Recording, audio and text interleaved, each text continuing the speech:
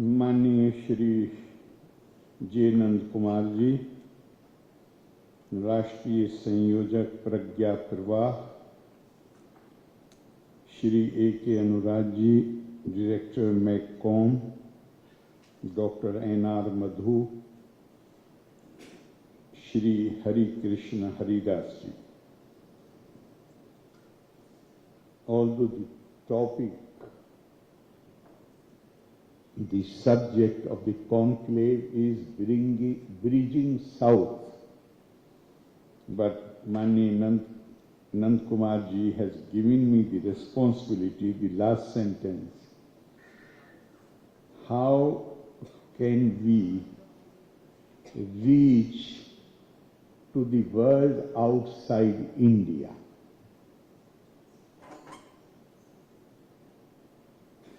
I will request you to please think about it.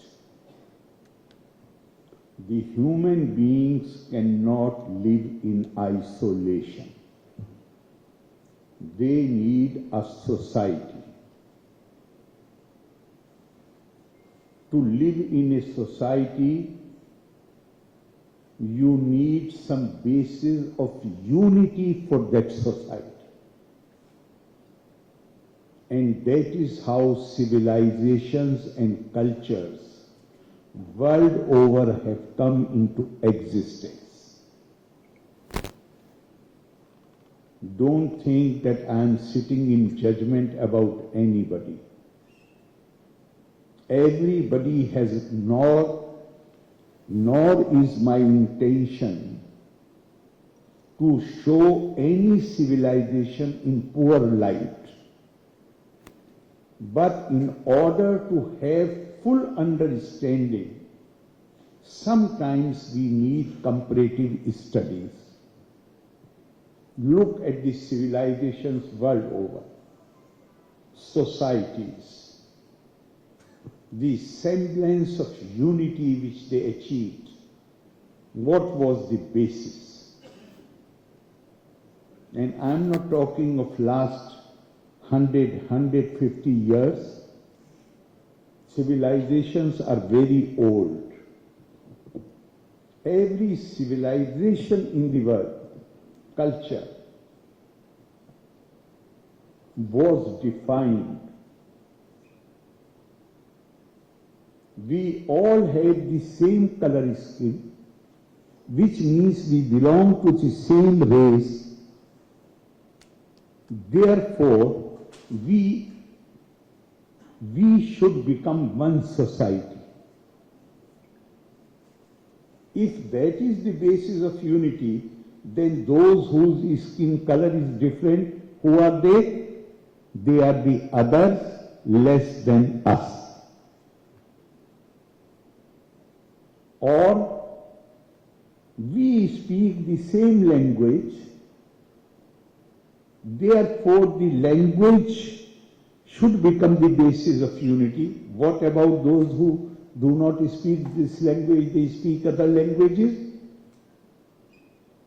They are the others.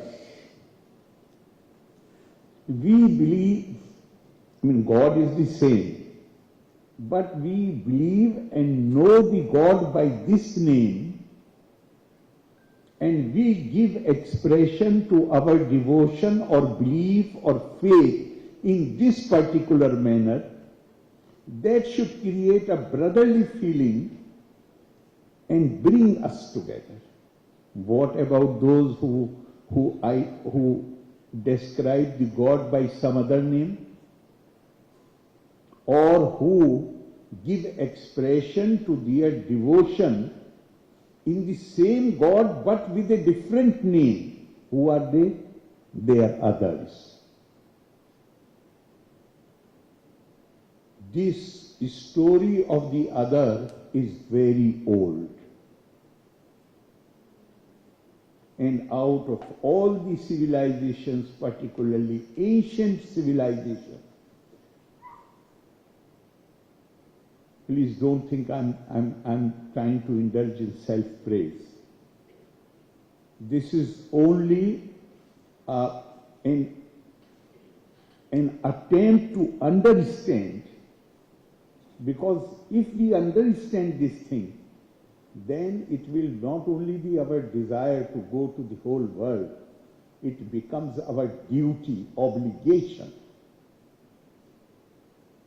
that we go, that these Indian values become known throughout the world. Indian civilization and culture is the only civilization which was not defined either by race, by language, by one's faith or how you give expression to that faith. It is not 150 years when the whole world started changing. We said thousands of years ago, Bharateshu Istriya Purusho, Nana Varna Pirkirtite, Nana Dev Archane Yukta, Nana Karmani Kurvate. The women and men of India, racially, they belong to different stocks. In fact, even this shlok is comparatively new. In the Vedic literature itself, Janam Vibharti Bahuda Vivachasam Nana Dharmana Prithvi Yathokasam. We recognized difference or diversity as law of nature, and therefore any kind of diversity has never become a source of disturbance for us. Rather, we have treated that as a source to strengthen our culture, our civilization. Look at the world today, what is happening.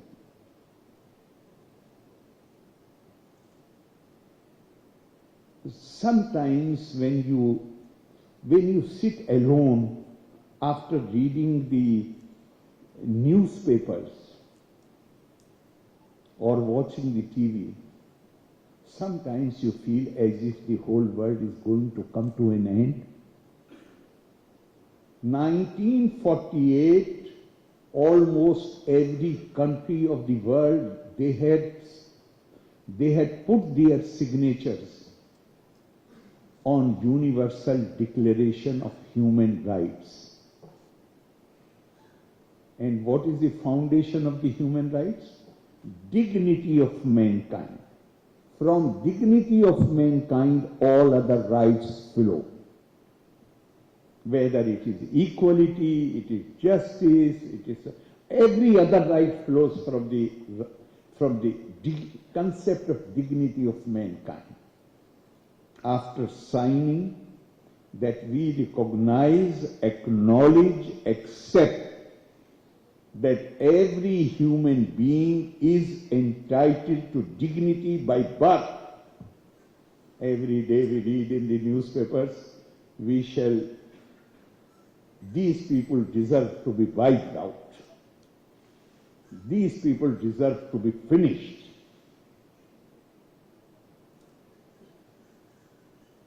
We don't want to see them alive. Why is it so? When you have already, every country has signed the declaration. Why it is so? Because the fact remains that laws can be changed or new laws can be made in a day or in a month or in a year. But it is a Herculean task to change your habits, change your attitudes. That concept of the other still lingers. On the other hand, Indian civilization, what is the defining parameter of Indian civilization? Our thought leaders, whom we call rishis, this we must keep in our mind, that whether it is the power wielders, those who were in seats of power, or military leaders, they have never been ideals of Indian society. The ideals of Indian society, who are the ideals of Indian society? As Swami Vivekananda has said, India has only two national ideals, renunciation and service. Intensify her in these two channels, the rest will take care of itself. So who are our heroes? Our heroes are, in fact, I should say one thing more, because these two ideals, for them, there is a prerequisite. And that has been expressed beautifully by Gurudev Rabindranath Tagore.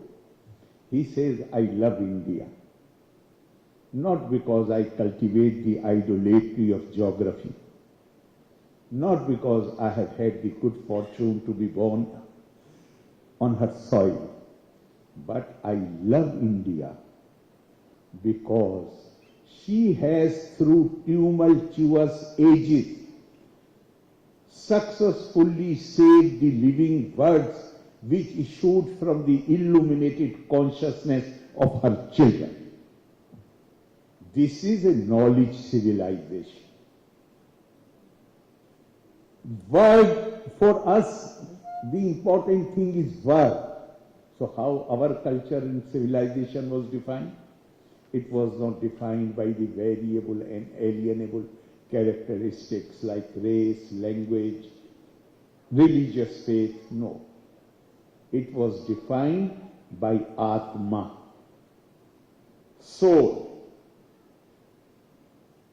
The old democracies in the world, much older than us, when they started their democracies, they did not give voting rights to women. When we started after freedom, our literacy percentage was only 17%, but we started with universal franchise. Is it because as human beings we are better than them? No. Basically, human beings are all alike. Then what is the difference? The difference is that of cultural values. Our culture, our values did not permit our leaders to make distinct. I am not saying that we are free from defects. We have done many things wrong. But as far as our cultural legacy, the theory is concerned, in practice we may have gone astray. But as far as the theory is concerned, it's so pure. Just now, Nand Kumarji was kind enough. He spoke so many gracious words about me. My interest in Sanatan is not just academic. Sanatan is my heritage. I am proud of this heritage.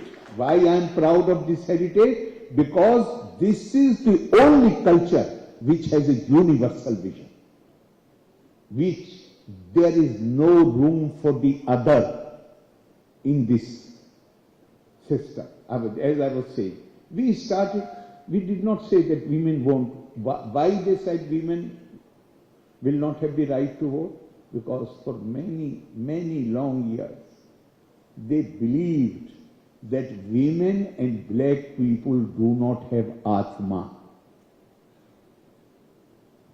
And anybody who does not have Atma, we have a right to exploit them. What was our approach, the approach of our thought leaders? Our thought leaders told us that not only, next Janam you can be a woman or man or even an animal, bird or even a rock. So how this culture was defined? Atma.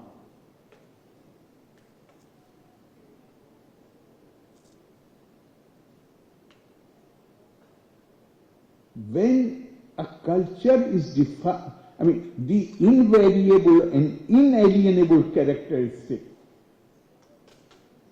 So our thought leaders told us not only that we cannot make a distinction between men and women, but they also told us that we do not have any right to exploit even animals, birds.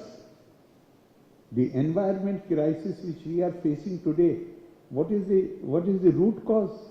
The root cause is that we are instead of utilizing it positively for the benefit of mankind, we are exploiting these resources, and that has created a crisis before the humanity.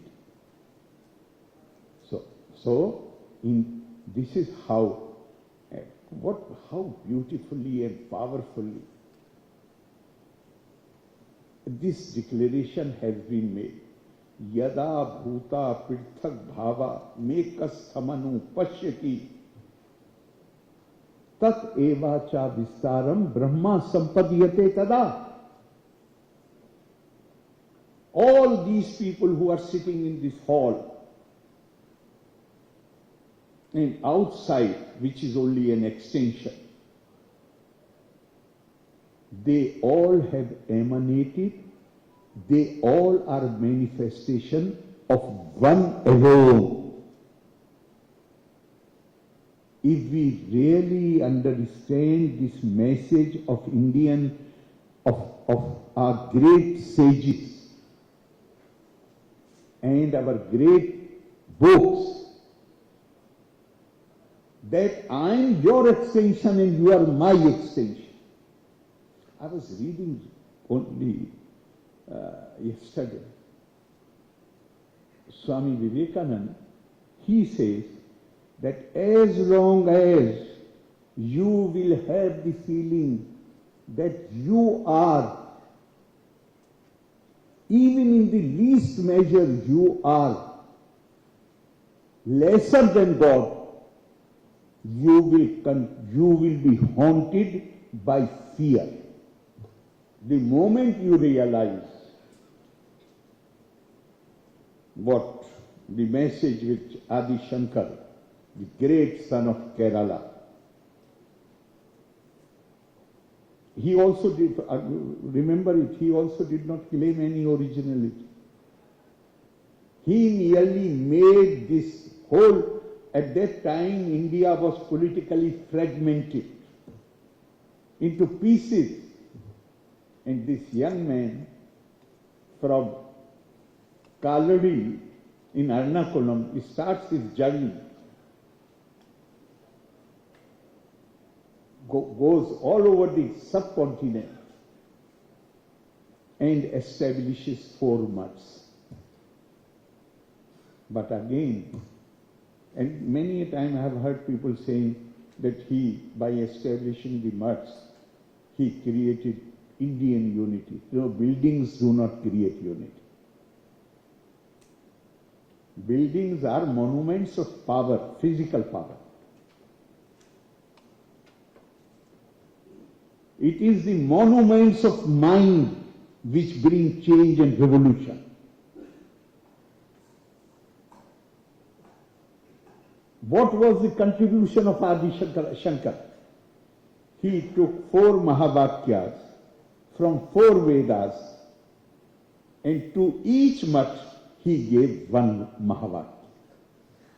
Prajnanam Brahma. The supreme wisdom is the supreme truth. You want to say God? Say God. I am Atma Brahma. This soul is supreme truth. Ahem Brahmasmi. I am the supreme truth. Tattvamasi. And you are that supreme truth. Can there be a better and more effective way to instill in our minds the message of human dignity and equality than this? Swami Vivekananda says, my mission can be explained in very simple words. I want to teach unto mankind. Sir, he did not say Indians. He said what you just now said. Because he realized the need to take this message beyond our borders.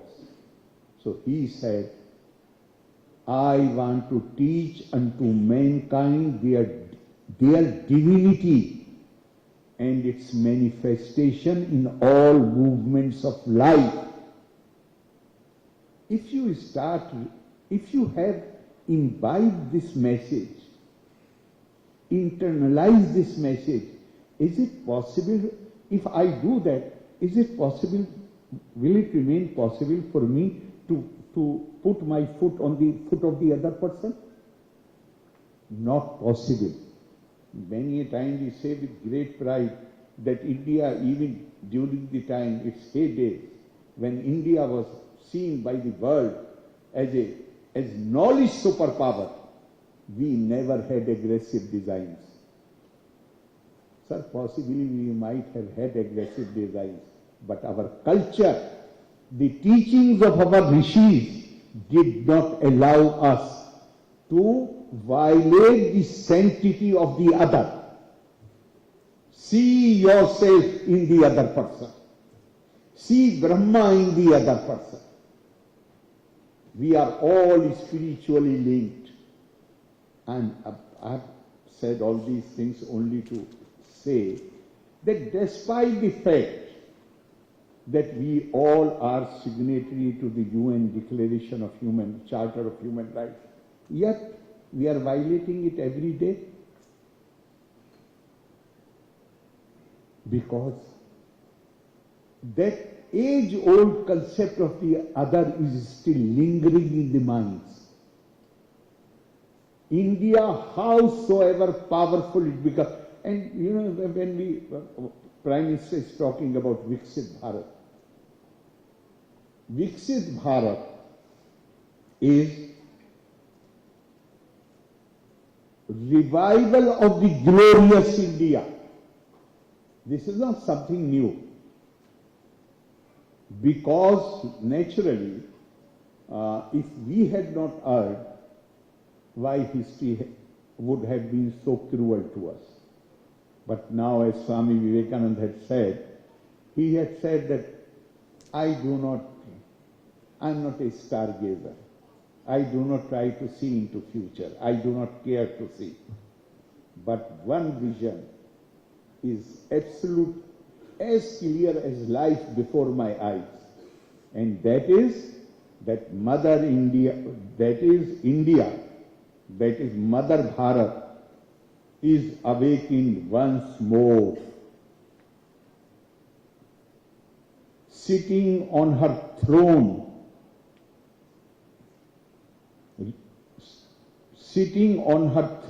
rejuvenated, more glorious than ever. Why? Because he knew that Indian civilization is essentially a knowledge civilization.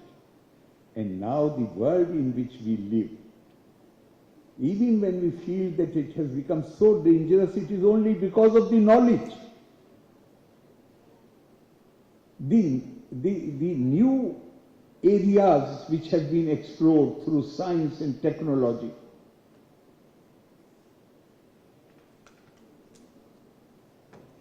just one country, and there are so many countries, but one country's nuclear arsenal is enough to destroy the whole mankind. One feels worried in this scenario. So what is the way out? The way out is that we should start walking the talk.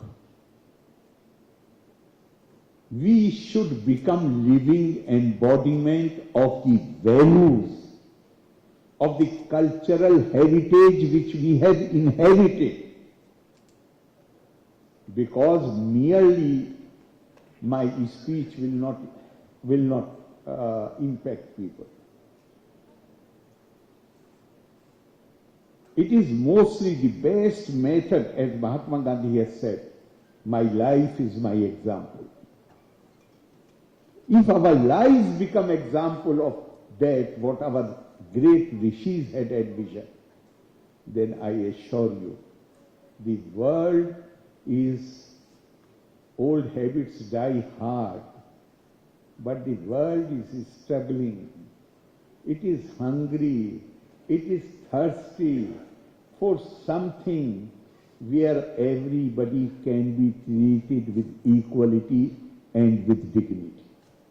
And that is possible through Indian civilizational ideals and values.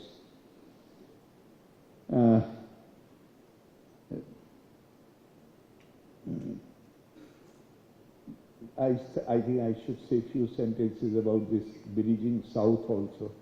Actually, if you had Nankumarji consulted me, I would have suggested to you to change it to bridging the north. South is not problem. And fortunately now, even north is not problem. Earlier we had this attitude that if we are Hindi speaking, then we know everything about India. Our attitude was problematic. South attitude was never problematic. South, I see. I'm not saying it here. I've said it so many times. Now I have completed 4 years in Kerala, little more than 4 years. And I can say, I do not know how many Keralites are sitting there. So I'm not saying it to make you feel happy. But I tell people in UP and Delhi and other parts of North India, if you want to see unadulterated Sanatan mindset, come to Kerala. Unadulterated. Nobody suspects anybody. And as Dr. Radhakrishnan had said, if you want to live civilized existence, then it is essential to cultivate the quality of compassion. And the next sentence he said, our former president, to a woman, compassion comes naturally. Men need to make conscious efforts to cultivate this quality. Kerala was a matriarchal society. It was, the leadership for centuries was provided by women. Therefore, even men folk in Kerala, the element of compassion is much more stronger than anywhere else in the country. Women are compassionate, there is no doubt. The Kerala women are looking after the patients, those who are suffering from diseases all over the world, all over India. A doctor in Pune, who is himself is a leading cardiologist, he had heart attack about 3 months back. And he is also a writer, and he writes humorous pieces. So he wrote, after he came out of the hospital, he wrote a piece, I think it was carried out by Times of India, and in which he writes humorous pieces, not serious pieces. He's a doctor. So he says, imagine what a cruelty it is that you are suffering from heart problem and suddenly you see yourself surrounded by beautiful Malayali nurses. And then he says, he goes ahead and says that if these Malayalis who are working in various hospitals, if they are sent back to Kerala, it is not only nurses, I mean doctors, we contribute large number of doctors world over. So he says that if they are sent back to Kerala, then in Kerala there will not be a place to keep a foot, and all the hospitals world over will collapse. So Kerala is only, I'm saying this from the bottom of my heart. Come to Kerala. Kerala and even Tamil Nadu or other places, first thing is Kerala has never been under foreign rule. That is the reason why I say that if you want to see unadulterated Sanatan mindset, come to Kerala. Not that they did not have interaction or exposure to the foreigners. They had this exposure even much before the northern Indians had. More than 4,000 years back, the Romans had their port there and they were carrying the spices of Kerala to other parts of the world. But Kerala has never been ruled by any foreign power. And said, come there. Oldest temples, oldest forms of art, dance, music, everything. Sir, Kerala though is custodian of Indian ancient, everything ancient in India which we value, which is very important for us. Kerala is custodian of that. And Kerala is described as God's own country because of its natural beauty. But Adi Shankar has used a term, beautiful term, Chetsa Sundaram, Achyutam Keshvam, Satyabha Madhavam, Madhavam Shridharam, Radhika Radhikam, Indra Mandiram Chetsa Sundaram, Deviki Nandanam Nandanam Saddam. Chetsa Sundaram, I find it's such a powerful expression. It is not the beauty, physical beauty. Chetsa Sundaram. Your mind, your thinking, your ideas should be beautiful. And I think that very aptly applies to people in Kerala. Chetsa Sundaram.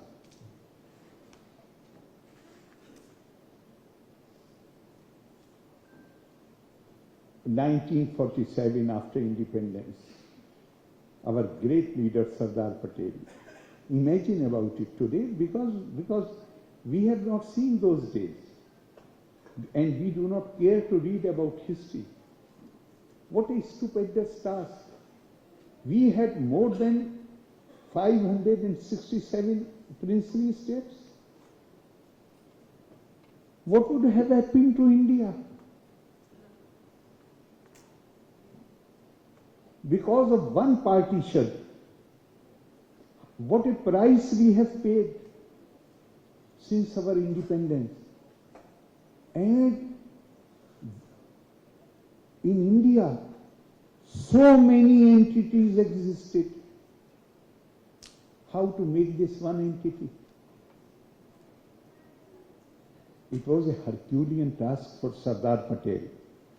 But I honestly believe that more than 1,000 years ago, when Adi Shankar comes from Kerala and he creates this awareness among Indians that we may have different political units, but spiritually and culturally we are one people. That definitely, that made the job of Sardar Patel easier. I am saying easier.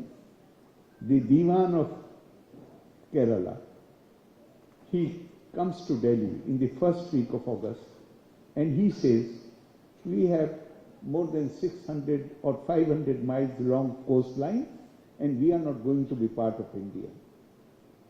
The day he reaches Kerala, this is an official. And what about the common man of Kerala? The common man, next day he goes to attend a public function. And in that public function, not a very serious attack, but something is done to punish him for that statement. They injured his nose and they made a public statement. If we wished to kill him, we would have killed him. our intention was not to kill him. Our intention was to tell him that we are Malayalis, but before that we are Indians. And there is not only this one incident. If I, the episodes of which I know, I have read about, there are too many. Most of the time will be consumed in that.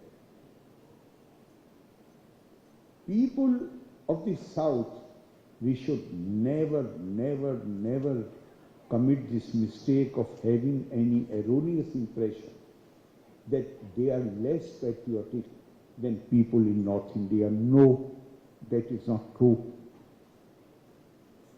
They are deeply patriotic people. And I ask you one question, particularly those who are from Northern India. We have so many public performances about Lord Krishna. Anybody on the stage who is either reciting or they are staging a play or something, that the actors start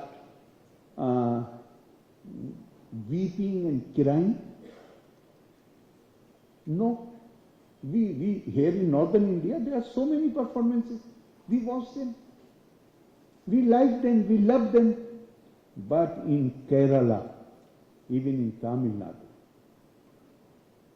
any performance, even recitation of a poem, even in schools where the children recite the poem on Lord Krishna, by the time they come to the end of the poem, their eyes are full of tears. That is the bhakti bhav in South.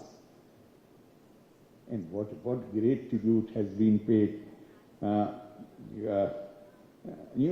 South essentially, it is, in our tradition it is recognized that South is essentially the deity of the South is Lord Shiva. Now what a tribute has been paid by a Shaivite to Lord Krishna. He says, Shaiva hamna khalu tatra vicharaniyam panchakshari japapara nitram tathapi. मैं बड़ा पक्का शिव जी का भक्त हूं. I am an ardent devotee of Lord Shiva, and my time passes in reciting the Panchakshari Om Namo Shivaya. Cheto Madhya Matasi Kusuma Vabhasam Ismera Nanam Samarati Gopa Vadhu Kishoram. All the time I am chanting the name of Lord Shiva, but what I do not know what to do with my heart, which always runs away to the darling of the gopis.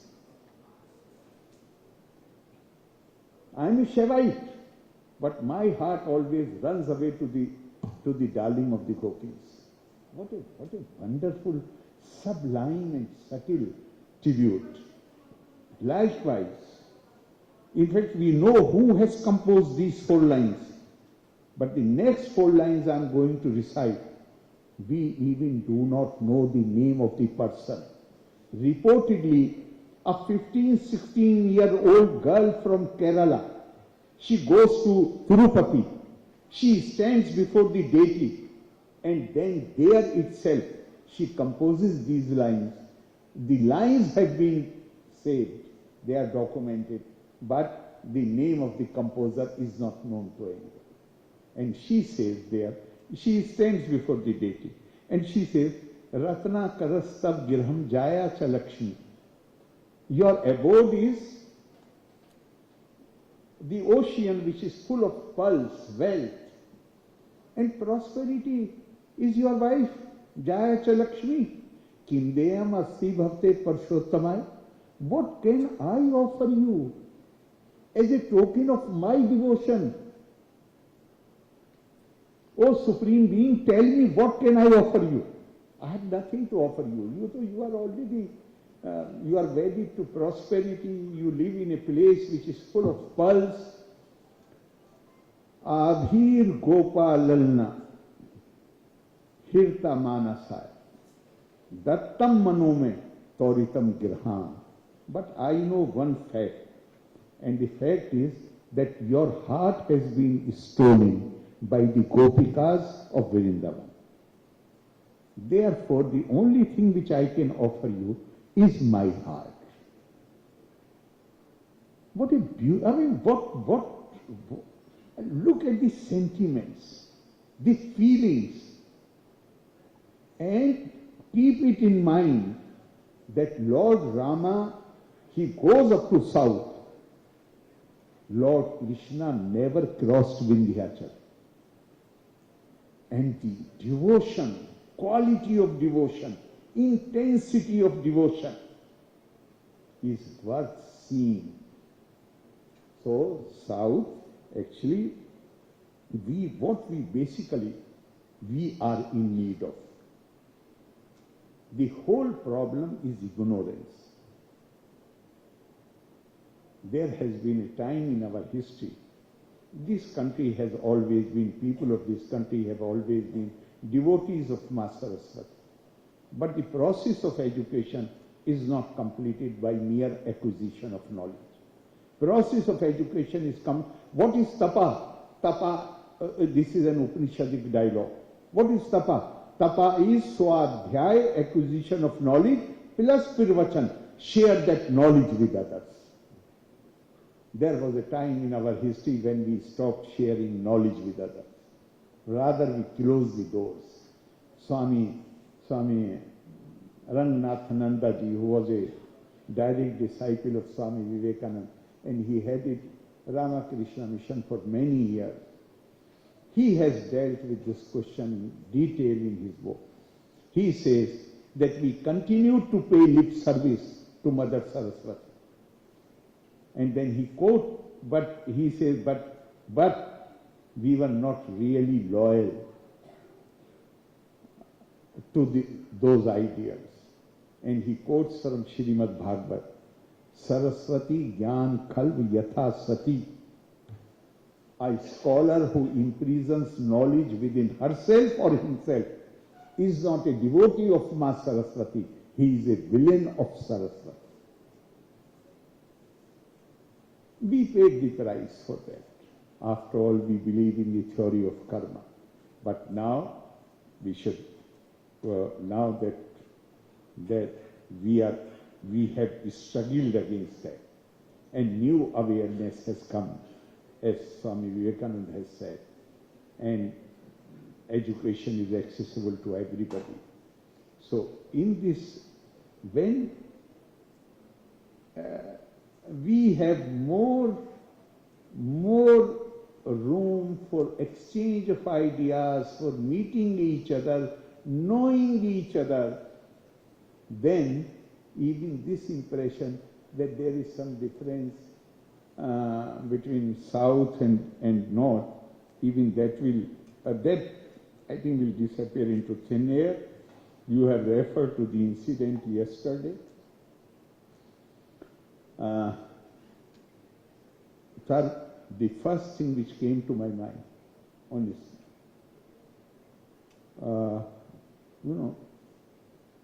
in last 2 days time, on 7th, a prominent leader, not prominent leader, head of the government, he announces that governor's action, what is the action? Supreme Court has said, Honorable Supreme Court in its judgment has said that appointment of the Vice Chancellor is the sole responsibility of the Chancellor, and government of the state has no business to interfere in.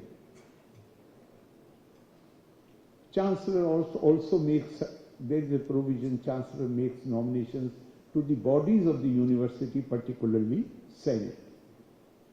So some nominations are made. So he is saying, by nominating certain persons who can be identified as belonging to certain organizations, the governor is provoking these students. And 2 days later, can you imagine? You go to a place, somebody tries to create disturbance, it is understandable. But when you come back at the same spot, same people are creating disturbance again. Can this happen anywhere? Police will remove once something has happened. For miles, police will not allow them to come. But they were present at the same spot. This happened day before yesterday. Yesterday, I thought it's okay, although legally they are not allowed to do it. The law is absolutely clear that in the case of Honorable President of India and any governor of any state, you cannot try to induce fear. You cannot try to overawe him by show of force. But it's okay, we are a democracy. So if they want to show black flags, I don't mind it. What they did, in the presence of the police, they came before the car had to be stopped, and from every side, the black flags which they were carrying, the sticks of the flag, with that they were hitting the car. At one stage, when we were before the Kerala University, I thought that the glass pane has broken. And if it breaks, naturally people sitting inside will be injured. But as the normal practices in police wants to, those who are with you in the security, they want to avoid any scene like that. And they tried and took the car with little more speed. I said, no, this cannot go on. If there is another place where they are going to do this, and they are going to, why waste your energy in hitting the car? I will get down and I will ask them to hit me. And I tell you, Swami Vivekananda had said long time back, he said, face the brute, face the terrible. Don't run away from them. And he said that like monkeys, they fall back if you cease to flee from them. And Srimad Bhagavad Gita says, Vyasman nod vijate loko, lokan nod vijate chaya, harsha marsh, bhayo de gera, mukto, yah sa cha me priya. One who does not try to frighten anybody, scare anybody, and one who does not feel scared of anybody and is free from this feeling of joy and sorrow and fear, then Lord says that such a devotee is dear to me. There are so many things in our heritage to inspire us and face this kind of rowdy elements. There is nothing special which I have done. I have only possibly, my attitudes have been shaped by this, not that I fully know about it. I am only a student, you are a scholar. Yes, you are a scholar. But as a student, definitely all these things which I am very fond of reading, and reading it again and again and again, same book, maybe they have helped me and they have helped in shaping my attitudes. Thank you very much. Loka samasta sukhino bhavantu. Valve Nanni. Jai Hind.